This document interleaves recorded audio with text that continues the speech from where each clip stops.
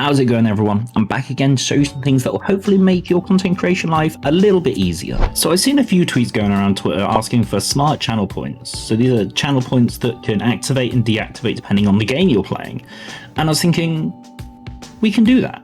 Now, if you haven't got streamer.bot, Nutty's got a great video that teaches you how to install, set up all the basic stuff. Go watch it. So this is my streamer.bot, and you'll see I've got all my channel points organized into groups. So this is really important for what we're going to do. So when you're starting out, you won't have any groups. To make a group, when you add any channel point reward, down here in this group box, just type in anything and it'll make a group for it. And from then on, any new ones you add, you can just drop down and put it in that group. It's also really important to remember that only channel points created in streamer.bot can be controlled by streamer.bot. So make sure you make them all through the bot.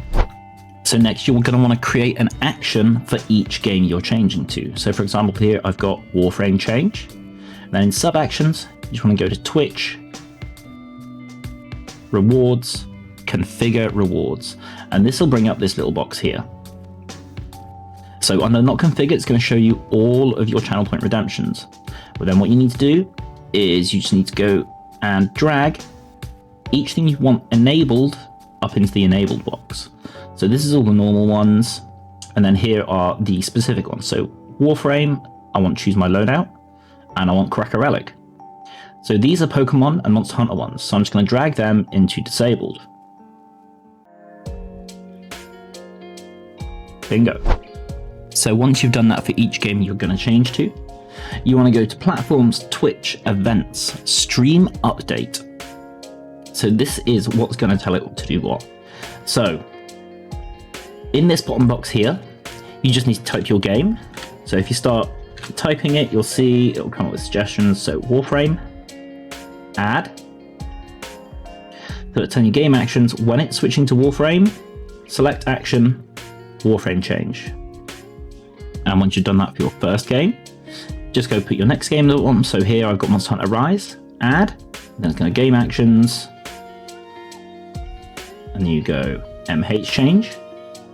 So it should be when you change this, Warframe goes to Warframe, Monster Hunter goes to Monster Hunter. So if we have a look at my Twitch, go to my channel points, you'll see my choose next weapon, choose next hunt, join the hunting party is active.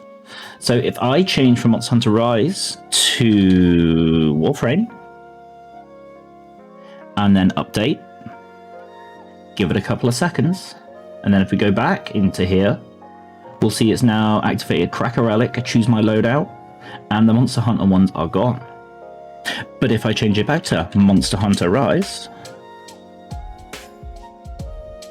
and confirm to change, give it a couple of seconds, then it's changed back to choose my weapon, join next hunt, and join the hunting party.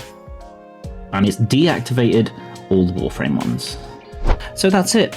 It takes a little bit of setting up, but once you've got it set up, don't have to think about it ever again.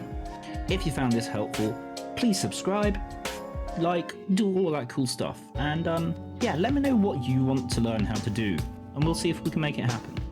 Have a good one.